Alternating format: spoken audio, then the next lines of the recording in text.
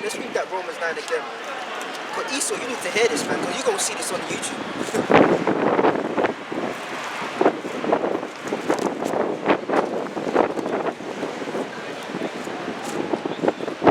Even like Stephen, when he was being stoned to death, right? Before he gave up the spirit, he looked up and saw the Most High and the Son at the right-hand side, man. So you're going to tell me you beholding the Most High himself, right? But you're still feeling the pain from stones, man. You ain't gonna be feeling that. He's in a trance, man. Yeah, he never felt. He ain't felt nothing. When Esau come around with his guns, oh yeah, well we got the military and what power have you got? We got that kind of power where if you shoot us, we ain't gonna feel it, man. And if the Most High put that kind of, give us the spiritual power by then, you can stop the bullet, turn it around and make it take off your head, man. So Esau, what the hell can you really do? That's how you're going to get Romans 9.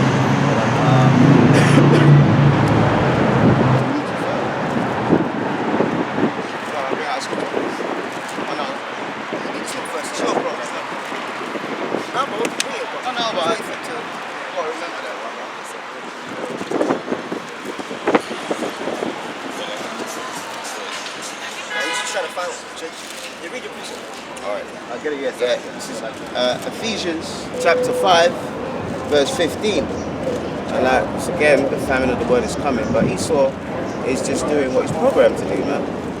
That's like the brother in Baltimore said, whatever they do to us, kill us, whatever, it doesn't matter. The Al Shah still going to come and blast you to powder, man. What? You know, how can you kill a spirit? How are you going to kill a spirit, man? But that's how this devil is. He's actually going to try and do it, man. Area 51, all that rubbish. Okay. It's Isaiah 59 and 19, and it says, so shall they fear the name of the Lord from the west, and his glory from the rising of the sun. When the enemy shall come in like a flood, the Spirit of the Lord shall lift up a standard against him. Go, man. So, and that's why the scripture says, so shall they fear the name of the Lord, man. Because the heathen, the scripture says that the name of the Lord is dreadful among the heathen. So they knew the name of the Lord, but they weren't calling it though.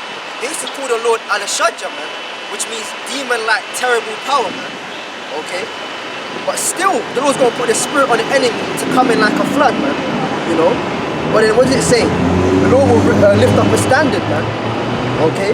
So when that standard is raised, that's a level that Esau can't attain.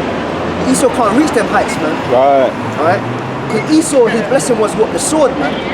So when it comes to the guns, when it comes to the military structure, you know, even low-level art of war, okay, Esau's good at that, man. But how you gonna fight spirit? As this brother said, how you gonna fight or kill a spirit, man? That's why Esau gets frustrated. Okay. If you read, if you go into the book of Acts, like when the different apostles, when they were being put in prisons, the apostle Peter, the account of the apostle Peter being put in prison, what happened? The angels came and got him out. The apostle Paul, when they got put in prison, there was an earthquake and all the prison doors opened up. Yeah. Okay, so there's gonna be different ways in which the Lord raised up the standard in which the Lord is gonna use to fight for us. Okay, brothers have a spiritual power. Okay, so it's gonna be different chariots literally moving us from one place to another. Okay, they might be looking for one guy. I saw this one video clip of the police. They broke into his house, and then all he done was he grabbed the box, covered his face, and just stood against the wall. And then the police, they went in the house with their guns and everything. They went in the room looking for the guy, looked around, about 5, 6 of them. They looked around, and then they all left the room. And there was a CCTV camera, and he was literally right there against the wall. He just carried something, covered his face, and they went with their guns, and then they left. You know? So that could happen when the police could bust into your door, and then they just can't see you, man. So guess what, Esau? You stupid, man. You're dumb. How the hell you go in a room and a guy comes? Hey, that's the Lord, though, man. So that's that standard, man. You can't fight against that, man. Alright? Acts chapter 1 verse 8. But ye shall receive power after the Holy Ghost is come upon you. No, I'm not reading my Bible. I'm going to say what verse. And ye shall be witnesses unto me, then. both in Jerusalem and in Judea and in Samaria and to the utmost parts of the earth. But that is going into spiritual power, man. And we are witnesses for the Heavenly Father. All right. That's why the brothers here, the young brother here, all of us will speak boldly, man. All right, because we're confident in that this is going to happen, and we believe in the promises, man. There's a lot of rewards to this thing. All right. That's why we fear Yahweh Bashim Yahshua. We don't fear Esau, man. All right. He can keep doing what he's doing. All right. That's only going to make the arse whooping that we give him even worse. So in the kingdom, man. And I can't wait to get into the kingdom. If you think about it, coming into this truth and doing what we're doing right now is a low level of spiritual power, man. To come out in Esau's society, in Esau's kingdom, and tell him he's going all the way the fuck down, right? And not be dead, hey, that's the protection of the Lord, man. That's spiritual, and that's powerful, okay? That's why sometimes we see chariots around the camp, alright? They come to prove our faith, to increase our faith, but also, they come to protect us, man. Go on, bro. Last week there was a rainbow. We saw a rainbow above our head, yeah, and I was listening to the brother over there in Arkansas, the Chicago brother. He's in Sacramento, and over their head there was a rainbow too. So which he didn't come to us straight away, but brother said that was a sign of mercy. To see a rainbow now, when there's no rain, nothing. We know when there's rain, we see a rainbow. Yeah. But there was a covenant made between the Most High and the earth. He wasn't going to flood the earth again. But when we saw it last week, there was no rain, and we just saw a rainbow above us. And the brother broke it down. The brother in GMS enjoying branch. He used to be with the San Francisco brother. He's got his branch off on his own now. And he said, now there's a rainbow above our head. This is a different day. A different day. There was a rainbow above their camp, just above the camp. And last week it was just above the camp. So he broke it down. It's a sign of mercy to see a rainbow. So the Most High is showing us, you mentioned the chariots, he's showing us all different signs to build up our faith, and it's an act of mercy to see it for the Akim too, you know? It's a beautiful thing, man. Beautiful thing. Don't get spooked out when you start seeing strange things happening, man. Alright?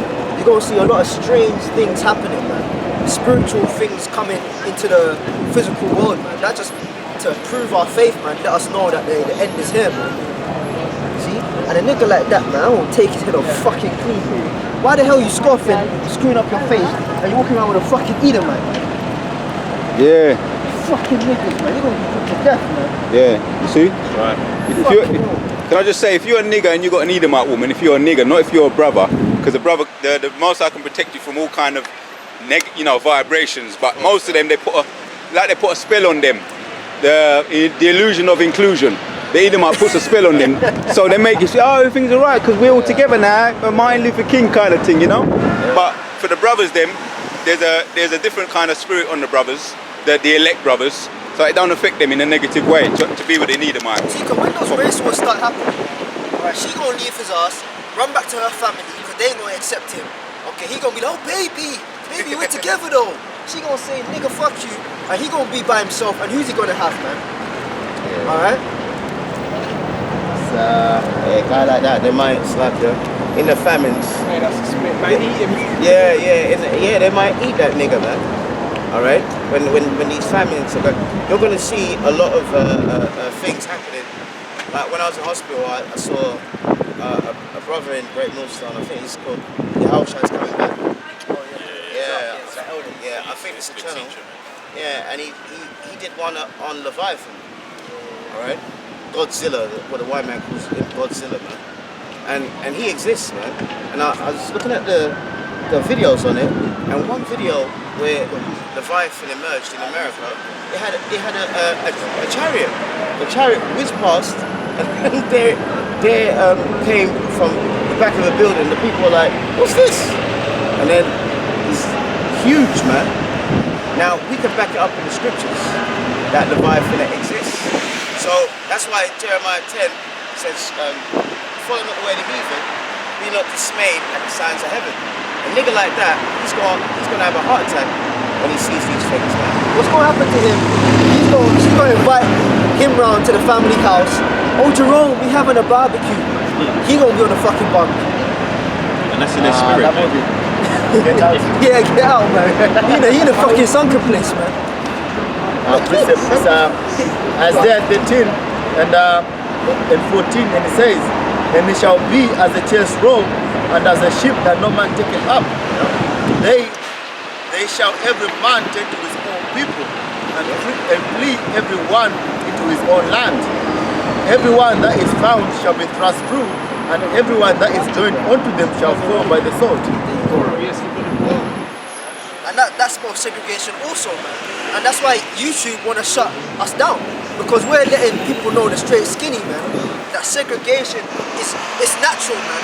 It's not bad, okay? It's a natural thing, okay? The animals are segregated, man. Right. Okay? Times are segregated, seasons are segregated. So why the hell would people not be either, man?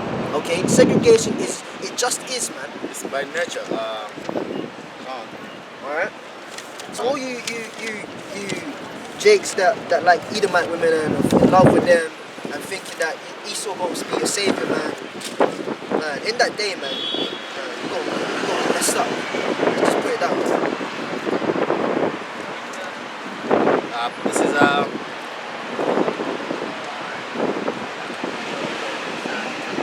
This is Sirach 13 and 15, and it says, every beast loveth his like, and every man loveth his neighbor. All flesh consorteth according to kind, and a man will cleave to his like. What fellowship have a wolf with a lamb? So the sinner with a godly. What agreement is there between the hyena and the dog? And what peace is there between the rich and the poor? As the wild ass is the lion's prey in the wilderness, so the rich eat up the poor, man. Going back to the point, say all flesh consorteth according to his kind, and the man will cleave to his like. That's why you see a lot of like when they are doing the football, when there's a football on, you see one side of the stadium, they'll have like one group of fans. They're all wearing the colors for the team that they support, and then the other side they're completely separated from them. Is the teams that are supporting for the other team, man. And they're cleaving to their own kind, in their own section. You don't see them all mingled among each other, man. If they do that, what's gonna happen? They'll fight, man. You know. So even the races of people, it's by nature you're gonna cleave to your own kind, man. Okay.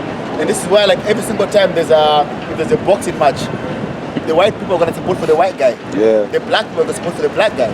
Okay. Mexican for the Mexicans. One time when there was that movie, Planet of the Apes, like the very first one, well not the very first one, but the very first one in these times. I went to cinema to go watch it, and then I just saw that the cinema was filled with people from India, right? And then I wondered, I'm not sure who I asked, I wondered why there were so many Indians in the cinema, and then I found out because of the Indian chick, the one that played the white guy's girlfriend. Oh yeah. So why were they all there, man? To support their own kind, man. You know? Right. There you go, man. So everybody cleaves to their own like, man. Everybody supports their own. That's the real definition of racism. Loving your own kind, man. You don't see a pub full of Chinese, Indians, white people. Everybody all mingle together, man. You know? If I can just say the Amalek, the so-called Jewish people, they have a phrase, charity starts at home. And nobody gets at them for staying among their own, having their own community. No one says nothing about what they do. It's a trick against us. Because everybody else is on that vibration, but they teach us not to be on that vibration. But it's always jacked up and that gets affected the most by that, man. And this is from Yahushua himself. Matthew 24, verse 4. And Yahushua answered and said unto them, this is when they are asking him, what's the signs of your coming? And Yahushua answered and said unto them, take heed that no man deceive you. Alright? For many shall come in my name, saying, I am Christ, and deceive many. Drop down to verse 7. For nation shall rise against nation. Now, nation is short for what? Nationality, man. Now, is there how many nationalities in the Bible? 18. So it says nation will rise against nation. And then it says what?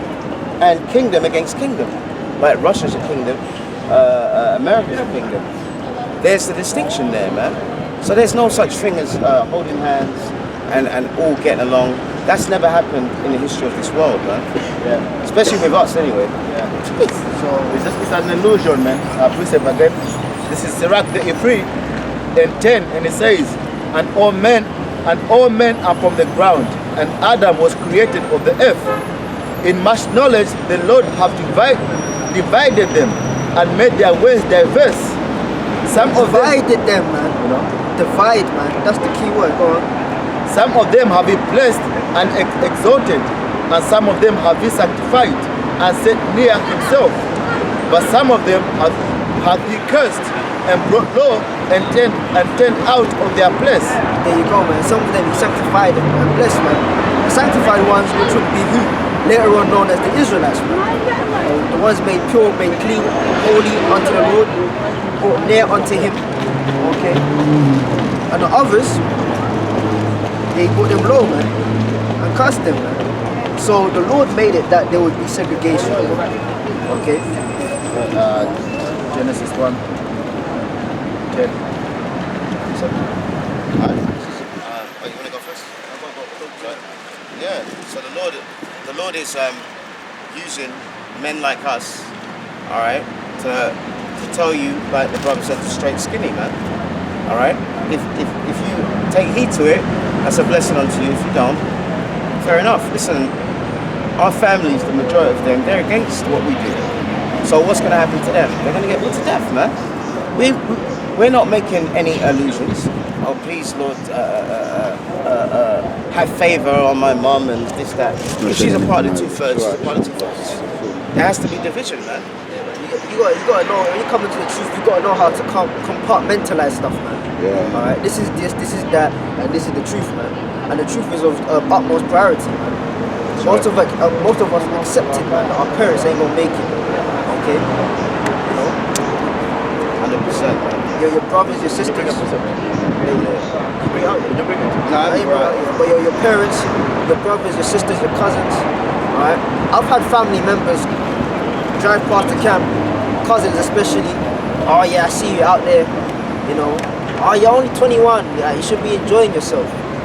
Okay. I'll enjoy myself when I make it in a chariot. And according to Psalm 91, I'll see your ass get destroyed, man. Okay? Because, hey, man, this is our family, man. Right? To hell with your brothers, your sister, your mom, your dad, your aunties, your uncles, man. What did Yahweh Shai say? Who is my mother, my brother, my sister? Those who do the will of my Heavenly Father, man. Alright? So if you ain't doing the will of the Heavenly Father, mom or not, dad or not, brother or not, fuck you, man. Revelations 18 verse 4. And I heard another voice from heaven saying, come out of her, my people, that ye be not partakers of her sins, and that ye receive not of her plagues. Alright? Because America, the Lord's going to destroy it, but before that, the Lord's already destroying it. They had a map of tornadoes in 2017, and all of them were from Midwest down south, man. Why? Because we were slaves down there, man. All right? And reincarnations in the Bible. So the Lord's getting them crackers back, man. Really, the Lord has defeated them already, man. All right? But it's going to be beautiful when they're given into our hands. All right? That's going to be the ultimate reward, man. To see Evelyn Rothschild kissing my feet, man. All right? And your queen's going to be the royal dog shit cleaner, man, in my plantation. These are the promises that we want. Now, I can't say that to my mum or my family. They're going to say that I'm a terrorist, man. They come against you in this truth, man. The best thing to do is just not say anything to them, man. Tell them once they're Israelite, they don't listen, just leave it, man. My dad told me I'm crazy already, man. I said, alright, cool. Okay. If you're of the elect, you're the son of the Most High. First and foremost, he just used your mother to conceive you, and your father to conceive to plant the seed in the mother. But you're of the elect, you're the son of the Most High, Yasha Allah. That's your parent. And even when we was talking about that before the camp, and even when this might sound a bit out there, but when I was younger, I used to say to the Most High, why did you choose this family for me to come in? I used to say that to the Most High, as young as I can remember. I knew that I was a son of the Most High. Not in a way that you might say that, but I couldn't explain it.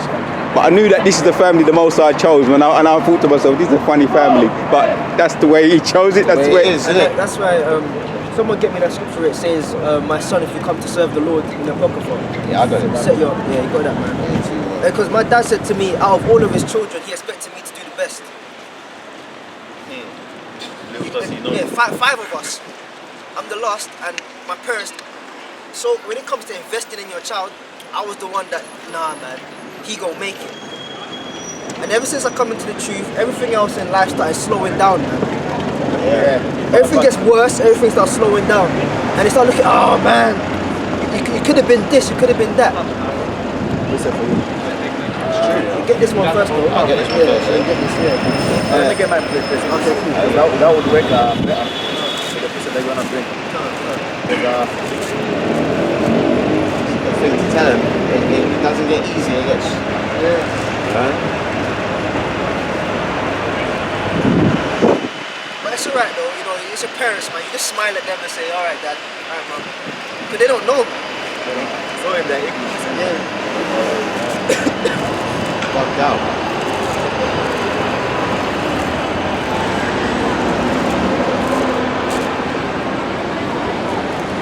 But it's because they're not getting the true understanding of the scriptures, man. Because once you get that wisdom and knowledge and understanding it talks about, you understand these things, and you know, like the brother was getting into, we know that certain family members are going to perish, man. But we've accepted that through the knowledge of the scriptures, man, because we know the outcome and the end, so we can look past what's going to. It's just the way it is, man. And once you get into that understanding, like I just said, it's just the way it is. The law set it up that way, man. Let me just bring out this one quick.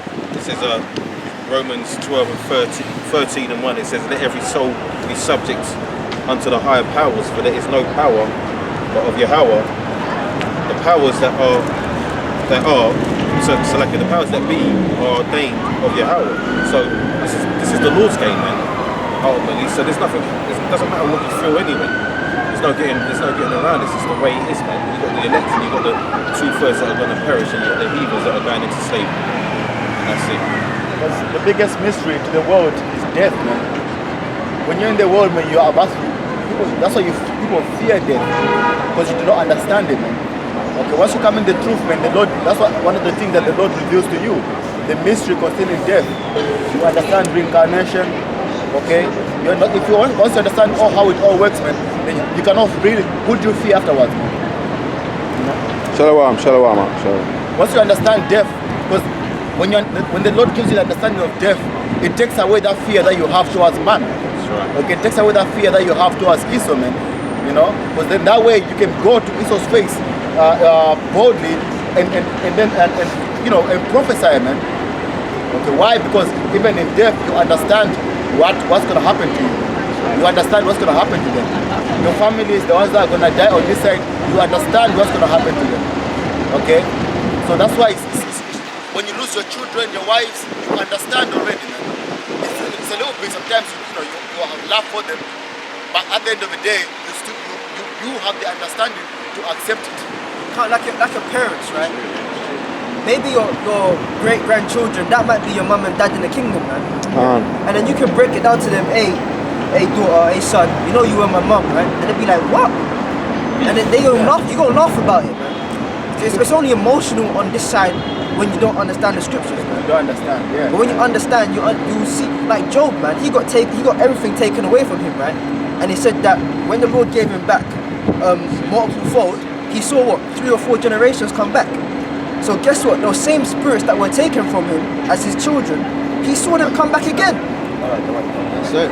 So when you understand the whole process of reincarnation, you understand the whole process of people coming back, the purpose that the Lord has set up. So what, man? Yeah, let me just read this one as well. This is back in Romans again. It's Romans 12. It says, I beseech you therefore, brethren, by the mercies of Yahweh, that you present your bodies a living sacrifice, holy, acceptable unto Yahweh, which is your reasonable service. This is the point. It says, and be not conformed to this world, but be ye transformed by the renewing of your mind, that ye may prove what is that good and acceptable and perfect will of Yahweh. That's right. So you know, just going into getting the understanding of the scriptures, we know this is all the will of the Most High. Let me just read that last bit again. It says, "And be not conformed to this world, but be ye transformed by the renewing of your mind." And that's what the scriptures do, man. They renew your mind. So you, like the brother's getting into, we know that in the kingdom, everything, the true understanding, we'll have an understanding of everything. And that's what it means to be in the kingdom. It's being in the true renewal of your mind.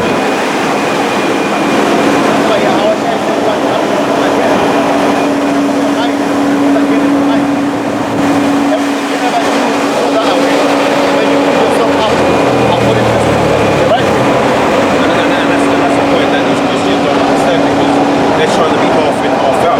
They want to still be under. They still want to conform with the world. They want to try and be under the will of the Lord. And you can't do that, man. Yeah. Give me a good example. Drill, gospel, rap music. That's back to now. You know this drill music? They got Christian ones now. Rapping about Jesus, spit, yeah, top of the Lord spit. I mean, the Bible says avoid youthful lust, right? Alright? I spoke as a child, but as I became a man, I put away childish things. They're like halfway in the pool and half out, man. They don't want to let go of this world, man. They don't want to let go of this world. Death is a good thing for the majority of our people because they're not in their right minds, man. This is Psalm 69, and verse 7 it says, "Because for thy sake I have borne reproach, shame hath covered my face. I am become a stranger unto my brethren, and an alien unto my mother's children.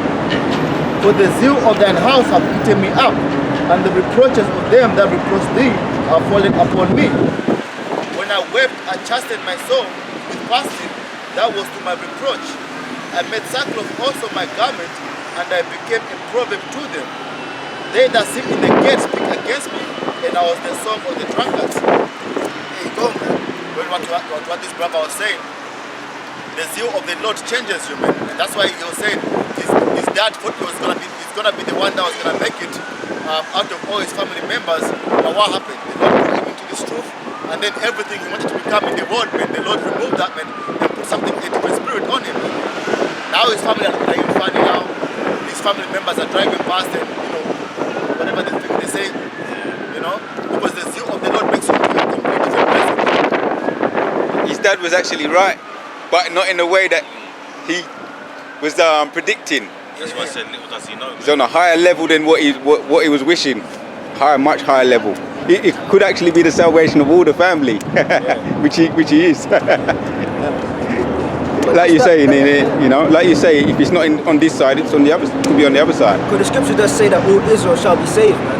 You know, so in the fullness of time in the kingdom, all of our families, every Israelite, man, that doesn't make it, they're gonna come to the understanding that, oh, this was the truth. You know, and then appreciate it then. But right now, it's not for them right now. The Lord is not calling every Israel. Yeah. You know? Yeah. Right. Get that. 2 and 1, yeah. Alright, so Apocrypha, Ecclesiasticus, chapter 2, verse 1. "My son, if thou come to serve the Lord, prepare thy soul for temptation." Yeah, hold it there, man. If you come to serve the Lord, prepare your soul for temptation, right? Right? Now speaking to my woman the other day, and I hate this phrase, man, that Christians, I'm saved. But what are you saved from? Alright? People think as soon as you get baptized in a church, in the pool, people shake your hand, they give you a nice fresh Bible, and all of a sudden it's a bed of roses and you're saved. Right? And God's on your side. Okay? But what does it say, man? If you come to serve the Lord, prepare your soul for temptation, man. Easy. Thou come to serve the Lord, prepare thy soul for temptation. Yeah. Verse 2.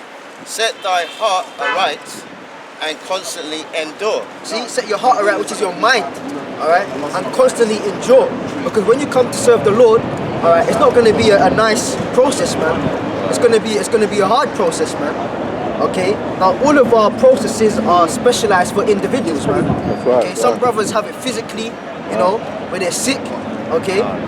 You know, various ways, man. Yeah. People in your life, whatever the case may be, but you're gonna have to serve hardness, man. Okay. And constantly endure, man. All right. See, because a Christian, right, if a pastor don't preach the right message for 3 weeks, they'll say, nah, I'm leaving this church. And they're gone. Okay? But not so with this, man. Alright, you come into the truth, right? You gotta stick with it, man. You know? Yeah. By the end of the day, it's all the Lord anyway. It's all the Lord, man. And that's what my name means, Yikao. It means in Hebrew, endure, man. Right? Set thy heart aright and constantly endure. And make not haste in time of trouble. Verse 3.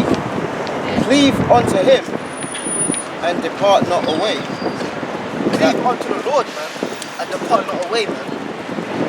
And when you go through the fire, when the Lord chastens you, really and truly, your only lifeline is Him, man.